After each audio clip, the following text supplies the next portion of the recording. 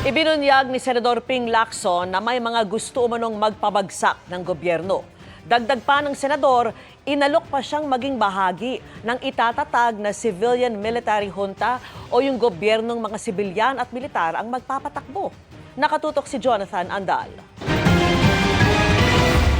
Saktong isang linggo bago ang malawakang kilos protesta sa November 30, kinumpirma ni Senator Ping Lacson na may mga nagbabalak pabagsakin ng gobyerno sa pamamagitan ng civilian military junta. Inalok pa nga raw siya na sumali rito. Sa akin nga may nag-uudyok at gusto civil military junta. May message sa akin mga retired military, hindi ko na magbabanggit ng pangalan. Dinededma ko nga eh.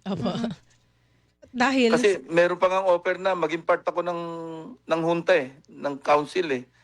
Kaya nga dinededma ko eh. Ang civil military junta ay isang pamahalaang pinapatakbo ng pinagsamang grupo ng mga sibilyan at opisyal ng militar matapos mapatalsik o mapalitan ng namamahalang administrasyon. Pero sabi ni Lacson, wala namang kumukontak sa kanyang aktibong sundalo at pulis na gustong sumali sa junta. Yung ibang groups kasi nagko-call sila total reset. Parang wala ang presidente, wala ang vice president. Tapos maski yung succession, hindi po pwede. So, civil military junta.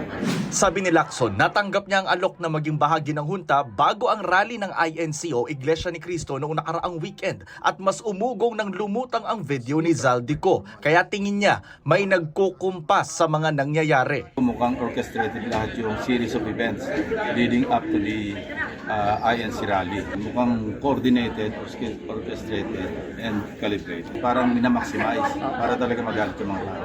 Pero sino kaya ang mga nagkukumpas sa mga ito? Yung mga groups na interested, mga partisan, meron talagang obvious na moves na i-overthrow yung government. Sabi ni Lacson, bagamat dapat magpatuloy ang galit ng publiko sa katiwalian sa likod ng maanumalyang flood control projects, hindi ito dapat humantong sa paglabag sa konstitusyon. Sabi naman ni Senate President Tito Soto, hindi niya ito susuportahan dahil hindi makabubuti ang civil-military junta. It will be very difficult. Anything unconstitutional as far as running the government is concerned, we will turn into a banana republic. Paglilinaw naman ng koalisyong trillion peso march na magrarally sa linggo, hindi kasali sa kanila magiging panawagan ang pabagsakin ang pamahalaan o mag-resign ang mga nasa pwesto. Binasa ko rin sa aking opening statement, sa unity statement, lalong-lalo na hindi tayo sumusuporta sa puwersa na magtatatag ng military junta o revolutionary government o ano pa man na papalitan yung ating government ngayon. In other words, we adhere to the call of the Constitution, democratic processes ang ating sundin. Kung mag-resign man sila, dapat daw naaayon pa rin sa konstitusyon ang susunod na mangyayari. Para sa GMA Integrated News, Jonathan Andal, nakatutok, 24 oras.